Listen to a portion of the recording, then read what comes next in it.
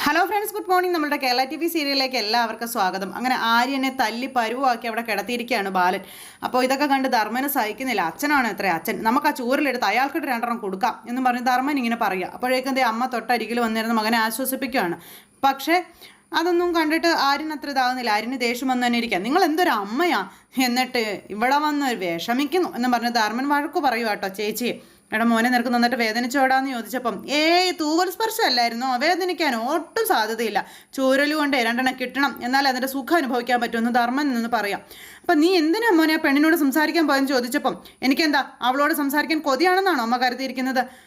അമ്മാവന്മാർ എന്താണ് ഏതാണെന്ന് അറിയാതെ ഇവിടെ ഒന്ന് ബഹളം വെച്ചു, അത് അവരുടെ വിവരക്കേട്.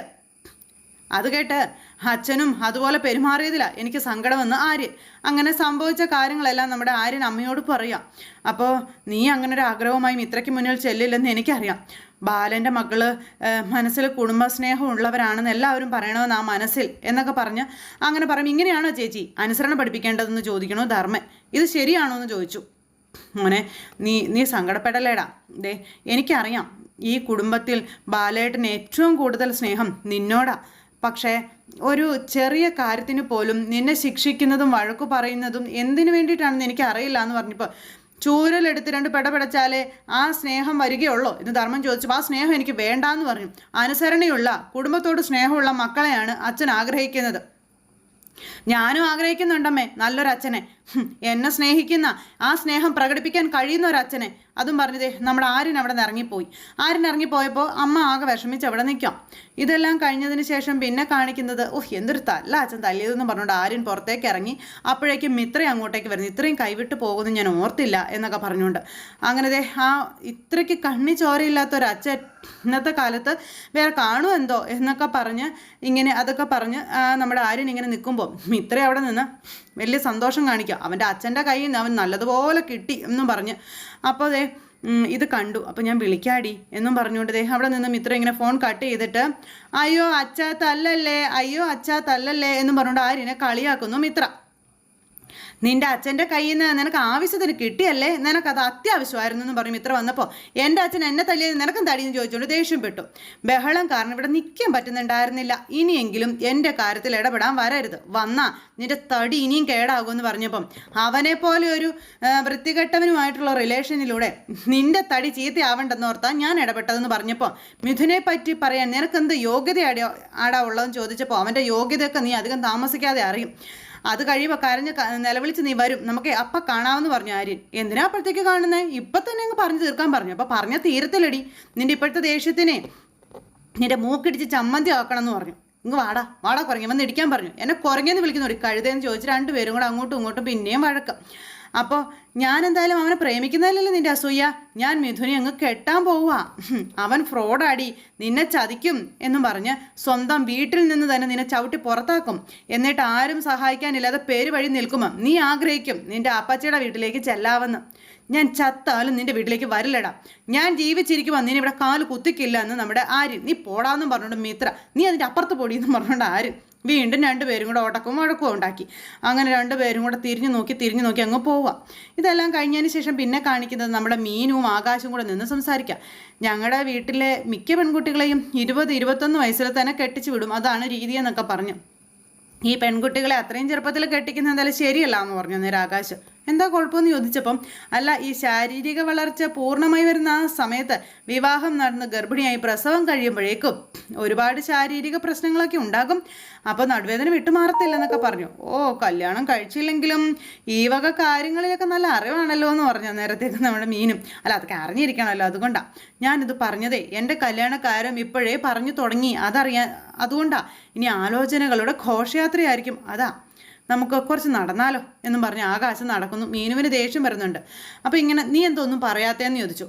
ഈ സർക്കാർ സർവീസിൽ ജോലി കിട്ടുന്നതാണോ അതോ സ്വന്തമായിട്ടൊരു സ്റ്റാർട്ടപ്പ് തുടങ്ങുന്നതാണോ നല്ലത്? ഞാൻ നമ്മുടെ കല്യാണക്കാരും പറയുമ്പോഴൊക്കെ നീ എന്താ ആകാശം ഇങ്ങനെ ഒഴിഞ്ഞു മാറുന്നത് എന്ന് ചോദിക്കണു മീനു. അപ്പോഴേക്കും ആകാശ് ആ തല്ലിൻ്റെ കാര്യം ഓർക്കുവാണ്, അച്ഛൻ്റെ തല്ല്. അപ്പോൾ ഇനിയും കല്യാണം താമസിപ്പിക്കാൻ പറ്റില്ല ആകാശ്, അത് പിന്നെ നിനക്കൊരു ജോലി കിട്ടിയതല്ലേ ഉള്ളൂ, അതുകൊണ്ടാ വേഗം നടത്തണമെന്ന് പറഞ്ഞത്. അതെ, ഇപ്പം വേണമെങ്കിൽ കെട്ടിക്കോണം, ഇനിയും താമസിച്ചാലേ ഞാൻ KS എഴുതി ഉയർന്ന പോസ്റ്റിലേക്ക് എത്തും കേട്ടോ. KS-ഓ? Kerala administrative service. അത് IAS തുല്യമായൊരു കോഴ്സാണ്. ഞാൻ എഴുതി കളക്ടർ പദവിയിലെത്തിയ പിന്നെ പിടിച്ചാൽ കിട്ടത്തില്ല. എന്നെ വേണമെങ്കിലേ ഇപ്പം തന്നെ പിടിച്ച് കെട്ടിക്കോ എന്നൊക്കെ പറഞ്ഞു മീനു. എലിക്ക് പ്രാണവായന പൂച്ചയ്ക്ക് വീണവായന എന്ന് കേട്ടിട്ടുണ്ടോ? അപ്പോൾ ധാരാളം കേട്ടിട്ടുണ്ടെന്ന് മീനു പറഞ്ഞു. എങ്കിലേ ഞാനിപ്പോൾ ആ ഒരു അവസ്ഥയിലാണെന്ന് പറയുമ്പോൾ നീ ആ ഒരു അവസ്ഥയും പറഞ്ഞുകൊണ്ട് അവിടെ ഇരുന്നു, എന്നെ വേറെ ആരെങ്കിലും കെട്ടിക്കൊണ്ട് പൊക്കോളൂ.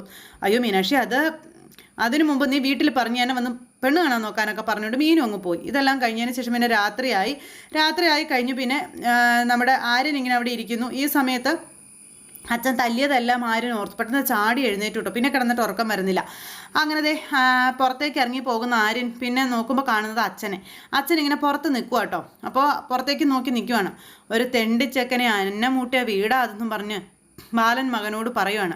അവിടെ നിന്നാണ് ഈ നാട്ടുകാരറിയുന്ന ബാലനായി ഞാൻ വളർന്നതെന്ന് ആര്യനോട് ബാലൻ പറയണം. അവിടുത്തെ തറവാട്ട് കാരണവർ പ്രതാപവർമ്മ നൽകിയ ആത്മവിശ്വാസമാണ് ഇന്നും ഈ നെഞ്ചിലുള്ളതെന്നുള്ള കാര്യം പറയണം. അപ്പോഴേക്കും ഗോമതി വന്ന് അവിടെ നിന്നത് മറഞ്ഞു നിന്ന് കേൾക്കുക. അവിടുത്തെ ഇന്ദിരാമ്മ വിളമ്പി തന്ന ആഹാരമാണ് എൻ്റെ ഈ തടി എന്നൊക്കെ ആര്യനോട് പറയുക. ആ കുടുംബത്തിലെ ഐശ്വര്യമാണ് നിൻ്റെ അമ്മ എന്നൊക്കെ പറയണു. ഇതൊക്കെ കേട്ട് ഗോമതിക്ക് കരച്ചിൽ വരുവാണേ. ആ കുടുംബത്തിലെ സ്വത്ത് അത് ഞാൻ സ്വന്തമാക്കിയപ്പോൾ അവളുടെ ഏട്ടന്മാർക്ക് ഞാൻ വിരോധിയായി. പക്ഷേ അവരൊരിക്കലും എൻ്റെ ശത്രുക്കളല്ല എന്നും എത്ര ദേഷ്യം വന്നാലും അവർക്ക് മുന്നിൽ ഞാൻ നില മറക്കാറില്ല എന്നും പറഞ്ഞു. നിൻ്റെ അമ്മയ്ക്ക് ആ കുടുംബത്തിനോട് എത്രമാത്രം അടുപ്പമുണ്ടോ അത്രയും അടുപ്പവും ബഹുമാനവും എനിക്കും ഉണ്ടെന്ന് ബാലൻ മകനോട് പറയുന്നത് കേട്ട് ഗോമതിയുടെ കണ്ണു നിറഞ്ഞു. ചില മനുഷ്യർ നമ്മൾ പുറമേ കാണുന്നതല്ല, അവരുടെ ഉള്ളിലുള്ള മനുഷ്യരെ എപ്പോഴും കാണാനും പറ്റില്ലെന്നുള്ള കാര്യവും നമ്മുടെ ബാലൻ പറഞ്ഞു കൊടുക്കണം. അവരുടെ ഭാഗത്ത് നിന്ന് എത്ര വലിയ വെല്ലുവിളികൾ ഉണ്ടായാലും ഞാനൊരു അകലം പാലിക്കാറുണ്ടെന്നുള്ള കാര്യം ബാലൻ അന്നേരം പറഞ്ഞു കൊടുക്കണം. സ്നേഹത്തിൻ്റെതെന്നോ ബന്ധങ്ങളുടേതോ എന്നൊക്കെ പറയുന്ന ഒരു അകലമാണത്. പക്ഷേ പലപ്പോഴും നീ അവരോട് പെരുമാറുന്നത് ഒരു ശത്രുവിനെ പോലെയാണെന്ന് ആര്യനോട് പറയണം. കൊല്ലാനുള്ള വാശിയോടെയാണ്, അതൊരിക്കലും പാടില്ല എന്ന് മകനെ ഉപദേശിച്ചു കൊടുക്കുന്നു അച്ഛാ അവരത് ചോദിച്ചു വാങ്ങുന്നതാണെന്നും അച്ഛൻ ഈ പറയുന്ന സ്നേഹം അടുപ്പമൊന്നും അവർക്ക് നമ്മളോടില്ല എന്ന് ആര്യൻ അന്നേരം പറഞ്ഞു. അവരുടെ കാഴ്ചപ്പാടിൽ നമ്മൾ വെറും പുഴുക്കളാണ്, അതല്ല എന്ന് കാണിച്ചു കൊടുക്കണ്ടേ അച്ഛാന്ന് ചോദിച്ചപ്പം, എടാ തനിച്ച് നടന്നു പഠിച്ചവനാ ഞാൻ, അതുകൊണ്ട് ഒറ്റപ്പെടലിൻ്റെ വേദന അതെന്നെ ബാധിക്കില്ല. പക്ഷേ അതുപോലെയല്ല നിൻ്റെ അമ്മ, അവൾക്കത് ബാധിക്കും. എല്ലാ സൗഭാഗ്യങ്ങളുമുള്ള വീട്ടിൽ ഒരുപാട് അംഗങ്ങൾക്കിടയിൽ ഓമനയായി ജീവിച്ചവളാണ് അവളെയാണ് ഞാൻ കൊത്തിപ്പറിച്ചു കൊണ്ടുവന്നത്. അവളെ നമ്മൾ വേദനിപ്പിക്കരുതെന്ന് പറഞ്ഞപ്പോൾ അവർക്ക് അച്ഛനെ അംഗീകരിക്കാൻ കഴിയുന്നില്ല, അവർക്ക് മുന്നിൽ അച്ഛൻ തല കുനിക്കരുതെന്ന് പറഞ്ഞപ്പോൾ അറിയാം എടാ മോനെ, സ്നേഹവും ബഹുമാനവും തിരിച്ചു കിട്ടാത്തടുത്ത് എന്തിനാ മനസ്സുകൊണ്ട് അടിമയാകാൻ നിൽക്കുന്നത് എന്ന് ആര്യൻ അച്ഛനോട് ചോദിക്കുന്നു. അവർക്ക് മുന്നിൽ നിൽക്കുമ്പോൾ അച്ഛൻ ആ പഴയ ജോലിക്കാരനാകും, അതിൻ്റെ കുഴപ്പമാണ്. ഗോമതി സ്റ്റോഴ്സിൻ്റെ ഉടമ ബാലന് ഈ നാട്ടിൽ ഒരു നിലയും വിലയുമുണ്ട്, അതെന്താ അച്ഛൻ ഓർക്കാത്തത് എന്ന് ആര്യൻ ബാലനെ ഉപദേശിച്ചു കൊടുക്കുന്നു. അപ്പം മകൻ പറഞ്ഞ സത്യങ്ങൾ കേട്ട് ബാലനൊന്ന് ഞെട്ടി താണു നിന്നു. അപ്പം അത് അവരുടെ മുന്നിൽ കൊണ്ടുപോയി അടിയറവ് വെക്കരുതെന്നാണ് ആര്യൻ പറഞ്ഞു കൊടുക്കുന്നത് അച്ഛനോട്. ഇതൊക്കെ കേട്ട് ഗോമതി ആകെ വിഷമിച്ച് നിൽക്കുക കേട്ടോ. അങ്ങനെ അച്ഛനും മോനും തമ്മിൽ സംസാരിച്ചു. അതെല്ലാം കഴിഞ്ഞു, നേരം വെളുത്തു. അത് കഴിഞ്ഞപ്പോൾ രാവിലെ പൂജാമുറിയിൽ വിളക്കൊക്കെ കൊളുത്തി എല്ലാ മക്കളും കൂടെ വന്ന് ഇങ്ങനെ നിൽക്കുക കേട്ടോ. എല്ലാ മക്കളും കൂടി ഇങ്ങനെ വന്ന് നിൽക്കുമ്പോൾ മൂത്ത മകൻ ആദ്യം കിട്ടിയ ശമ്പളം കൊണ്ടുവന്ന് അച്ഛൻ്റെ കയ്യിലേക്ക് കൊടുത്തു. അപ്പോൾ ഭയങ്കര സന്തോഷം എല്ലാവർക്കും. എടാ മോനെ, ഞാൻ പറയുന്നതല്ലേ, നിൻ്റെ ചിലവിനുള്ള പൈസ എടുത്തിട്ട് ബാക്കി ഏൽപ്പിച്ചാൽ മതിയെന്ന്.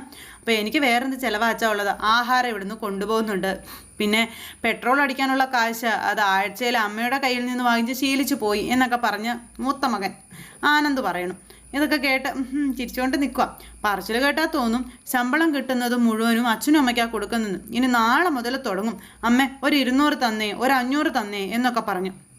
അപ്പം അമ്മയല്ലേ എൻ്റെ ATM എന്ന് ആനന്ദ് പറഞ്ഞപ്പം അവനിപ്പോൾ അച്ഛൻ്റെ അമ്മയുടെ നല്ല കുട്ടി, നമുക്ക് വഴക്ക് മേടിച്ച് തരാൻ നല്ലവനായ ഉണ്ണി എന്നും പറഞ്ഞ് ആര്യൻ ഇങ്ങനെ പതുക്കെ പറഞ്ഞപ്പോൾ മിണ്ടാതിരിക്കാൻ പറഞ്ഞു. അപ്പോൾ അളിയൻ്റെ ഒരു ഡയലോഗ് വരും, നീയൊക്കെ എൻ്റെ മൂത്ത മകനെ കണ്ടു പഠിക്കാൻ. ധർമ്മൻ പറഞ്ഞപ്പോഴേക്കും കണ്ടോടാ, മക്കളായാൽ ഇങ്ങനെ വേണം. അയ്യോ ഞങ്ങളാരും പുറത്ത് ജോലിക്ക് പോകുന്നില്ലല്ലോ, കൃത്യമായി ശമ്പളം കൊണ്ടുവന്ന് തരാനെന്ന് ആകാശ്. ഇവൻ ആ കടയിൽ കിടന്ന് പട്ടിപ്പണി ചെയ്താലും അളിയൻ ശമ്പളം കൊടുക്കില്ലല്ലോ. ഞാൻ ഇവരെല്ലാം ഉദ്ദേശിച്ചത്, ഇവന്മാർ കാരണം എനിക്ക് ഇന്നേ വരെ ഒരു പ്രശ്നം ഉണ്ടായിട്ടില്ല, എന്നും പ്രശ്നം ഉണ്ടാക്കുന്നത് ഇവനാ എന്നും പറഞ്ഞ് ആര്യനെ കുറിച്ച് പറയുന്നു. സ്കൂളിൽ പഠിക്കുമ്പോൾ തൊട്ട് ഇവൻ കുഴപ്പക്കാരനാണെന്നും തൊട്ടടുത്തിരിക്കുന്നവനെ പെൻസിൽ കൊണ്ട് കുത്തി ബുക്ക് കീറിയെന്നൊക്കെ പറഞ്ഞ് ഇവൻ്റെ പേരിൽ പരാതിയില്ലാത്ത ഒരു ദിവസം പോലും ഉണ്ടായിട്ടില്ല എന്നൊക്കെ പറഞ്ഞു. നീ ഇനി എന്നാടാ നന്നാവുന്നേ, അപ്പോൾ എനിക്ക് ഇത്രയൊക്കെ മതിയായെന്ന് പറഞ്ഞ ആര്യൻ. അപ്പോൾ ആര്യ നീ എന്താ ഈ പറയുന്നതെന്ന് ചോദിച്ചു. അപ്പോൾ ധർമ്മ നീ ഇവനെ കൂട്ടിക്കൊണ്ട് പോകാൻ പറഞ്ഞപ്പോൾ ഞാൻ പോയിക്കോളാം, എന്നെ ആരും പറഞ്ഞു വിടണ്ടെന്നും പറഞ്ഞുകൊണ്ട് ആര്യൻ അവിടെ നിന്ന് അങ്ങോട്ടേക്ക് പോയി. ആര്യൻ അങ്ങ് പോയി കഴിഞ്ഞപ്പം അവനിപ്പോൾ പഠിക്കല്ലേ ബാലേട്ടാന്ന് ചോദിച്ചു. ഇവനൊക്കെ എന്തിനാ പഠിക്കുന്നതെന്ന് എനിക്ക് മനസ്സിലാകുന്നില്ലെന്നും പറഞ്ഞുകൊണ്ട് അവിടെ നിന്ന് മകൻ അങ്ങോട്ടേക്ക് പോയി. ആര്യനെ കണ്ണെടുത്താൽ കണ്ടുവിടാം. അപ്പോൾ ഈ അച്ഛനും മോനും തമ്മിലുള്ള വഴക്ക് എന്ന് തീരുമെന്തോ എന്നും പറഞ്ഞുകൊണ്ട് ഇങ്ങനെ നിൽക്കുക കേട്ടോ അന്നേരത്തേക്ക് നമ്മുടെ ഗോമതി. അങ്ങനെ ആ ഒരു കഥയും കാര്യങ്ങളും കഴിഞ്ഞ് ഇത് കഴിഞ്ഞതിന് ശേഷം പിന്നെ കാണിക്കുന്നത് രാത്രി നമ്മുടെ ആര്യനും അതുപോലെ തന്നെ ധർമ്മനും എന്തൊക്കെയോ കുസൃതികൾ ഒപ്പിക്കുക വീട്ടിൽ ഇരുട്ടത്ത്. അങ്ങനെ എല്ലാവരും കൂടി ഇങ്ങനെ മുറിയിൽ എന്തൊക്കെയോ കള്ളക്കളികളൊക്കെ ഒപ്പിക്കുന്നു. അച്ഛനും അമ്മയും കിടന്ന് ഉറങ്ങുന്നു. അവിടെ വന്ന് അമ്മയെ പതുക്കെ വിളിച്ച് എഴുന്നേൽപ്പിക്കുന്നു. അങ്ങനെ അമ്മയും വന്നു. അങ്ങനെ ഇവരെല്ലാവരും കൂടെ നമ്മുടെ ബാലന് ഹാപ്പി ബർത്ത്ഡേ കേക്കൊക്കെ റെഡിയാക്കി വെച്ചിരിക്കുക. അങ്ങനെ രാത്രി ഹാപ്പി ബർത്ത്ഡേ എന്ന് പറഞ്ഞുകൊണ്ട് കാര്യങ്ങളെല്ലാം നല്ല സെറ്റാക്കി അങ്ങനെ അമ്മയ്ക്ക് ഒരു ഉമ്മയൊക്കെ കൊടുത്ത് അങ്ങനെ ഹാപ്പി ബർത്ത്ഡേ ആഘോഷിക്കുന്നു. ഈ സമയത്ത് നമ്മുടെ ബാലൻ അവിടെ കിടന്ന് നല്ല ഉറക്കമാണ്. അപ്പോൾ ബാലൻ അങ്ങനെ ഉറങ്ങിക്കിടക്കുമ്പോൾ തൊട്ടരികിൽ ഭാര്യ ഏറ്റുപോയത് അറിയുന്നില്ല. അപ്പോഴേക്കും നമുക്ക് അളിയനെ വിളിച്ചാലോ എന്ന് ധർമ്മം ചോദിച്ചപ്പോൾ എൻ്റെ പൊന്ന് ഈ സന്തോഷം ഇല്ലാണ്ടാക്കാനുള്ള വഴിയാണോ, അച്ഛനറിഞ്ഞാൽ കൊന്നുകളയില്ലേ എന്നും ചോദിച്ചുകൊണ്ട് ദേഷ്യം. അങ്ങനെ ഹാപ്പി ബർത്ത്ഡേ കേക്കൊക്കെ മുറിച്ച് അവർ അങ്ങോട്ടും ഇങ്ങോട്ടൊക്കെ കൊടുത്തു. അങ്ങനെ വളരെ സന്തോഷത്തോടെ അതിനുശേഷം പൂജാമുറിയിൽ കയറി രാവിലെ ആയി വിളക്ക് കൊളുത്തി പ്രാർത്ഥിച്ച് നമ്മുടെ അമ്മ പുറത്തേക്ക് ഇറങ്ങുമ്പോൾ ആര്യൻ ചെന്നു. രാത്രിയിൽ അതെ ഒരു സർപ്രൈസ് ഉണ്ടെന്ന് പറഞ്ഞു. അപ്പോൾ രാത്രി സർപ്രൈസൊക്കെ കഴിഞ്ഞില്ലേന്ന് അമ്മ ചോദിച്ചു. അത് രാത്രിയിലെ സർപ്രൈസ് എൻ്റെ അമ്മയ്ക്ക് പിറന്നാൾ ആശംസകൾ എന്നും പറഞ്ഞുകൊണ്ട് ഒരു സർപ്രൈസൊക്കെ കൊടുക്കാം. അങ്ങനെ മക്കൾ അമ്മയ്ക്ക് ആ ഒരു ചന്ദനക്കുറിയൊക്കെ തൊട്ട് കൊടുത്തു. പിന്നെ ഓരോരുത്തരും റോസാപ്പൂവായിട്ടും അതായിട്ടും ഇതായിട്ടൊക്കെ അമ്മയ്ക്ക് കൊടുക്കുക. ഇന്നൊരു ദിവസമെങ്കിലും പ്രശ്നങ്ങളൊന്നും ഇല്ലാതെ സന്തോഷത്തോടെ ഇരിക്കാൻ ആശംസിക്കുന്നു ധർമ്മം പറഞ്ഞപ്പോൾ അങ്ങനെ ആകണമെന്നുണ്ടെങ്കിൽ ഞാൻ ഇനി ഒരു ജന്മം കൂടി ജനിക്കണമെന്ന് അമ്മ പറയണം. ഇതിന് പകരം നിനക്കൊരു കൊച്ചു സമ്മാനം വാങ്ങിച്ചു കൊടുത്തുകൂടായിരുന്നു, ഒന്നുമില്ലെങ്കിൽ നിന്റെ അമ്മയല്ലേടാ എന്ന് ആകാശിനോട് ധർമ്മം ചോദിച്ചപ്പോൾ സ്നേഹം പ്രകടിപ്പിക്കാനേ പൈസ കൊടുത്ത് സമ്മാനങ്ങൾ വാങ്ങണമെന്നില്ലെന്ന് അമ്മ. ഇവൻ തന്ന ഈ പൂവിന് ഞാൻ വലിയ വില മതിക്കുന്നുണ്ടെന്നൊക്കെ പറഞ്ഞു. അതൊക്കെ പോട്ടെ അമ്മേ, അച്ഛൻ്റെ വക എന്താ പിറന്നാൾ സമ്മാനം കിട്ടിയതെന്ന് ആരും ചോദിച്ചു. അപ്പോൾ നമ്മുടെ അമ്മ ഒന്നും മിണ്ടാതെ ഇങ്ങനെ വിഷമിച്ച് നിൽക്കുക. അമ്മേ അച്ഛനമ്മയ്ക്ക് സമ്മാനമൊന്നും തന്നില്ലെന്ന് ചോദിച്ചപ്പോൾ ഇല്ലയെന്ന് പറഞ്ഞു. എണീറ്റപ്പം മുതൽ ഒരു പിറന്നാൾ ആശംസയെങ്കിലും പറയുമെന്ന് ഞാൻ പ്രതീക്ഷിച്ചിരുന്നതാണ്. പക്ഷേ ഒന്നും പറയാതെ ബാലേട്ടൻ അതുപോലെ തന്നെ പോയെന്നും പറഞ്ഞിങ്ങനെ സങ്കടം പറഞ്ഞപ്പം ചേച്ചി കല്യാണം കഴിഞ്ഞ് 10-28 കൊല്ലമല്ലേ, പഴയ ഓർമ്മശക്തിയൊന്നും കാണില്ലെന്ന് ധർമ്മൻ. ആഹാ നീ 5-6 കെട്ടിയതുപോലെയാണല്ലോ പറയുന്നതെന്ന് ചേച്ചി ചോദിച്ചപ്പോൾ അതിന് എന്നെ കെട്ടിക്കാൻ നിങ്ങൾക്കാർക്കും താല്പര്യമില്ലല്ലോ. അപ്പോൾ ഇതെന്താ ഇത് രാവിലെ എല്ലാവരും കൂടി ഇവിടെ വന്ന് കൂടിയിരിക്കുന്നത് എന്താണെന്ന് ചോദിച്ച് നമ്മുടെ ചേട്ടൻ വീട്ടിലേക്ക് കയറി വന്നു. അല്ല ഇന്നെന്താ പരിപാടിയെന്ന് ആലോചിക്കായിരുന്നു ധർമ്മം പറഞ്ഞപ്പോൾ. എന്ത് പരിപാടി എന്ന് ബാലൻ ഇവരോടെല്ലാവരോടും ചോദിക്കുന്നു. ഇവരെല്ലാവരും ഇങ്ങനെ അന്താളിച്ച് നിൽക്കുന്നിടത്ത് ഇന്നത്തെ നമ്മുടെ കഥ അവസാനിച്ചു. എല്ലാവരും കാത്തിരുന്ന് കാണണം കേട്ടോ. എല്ലാവർക്കും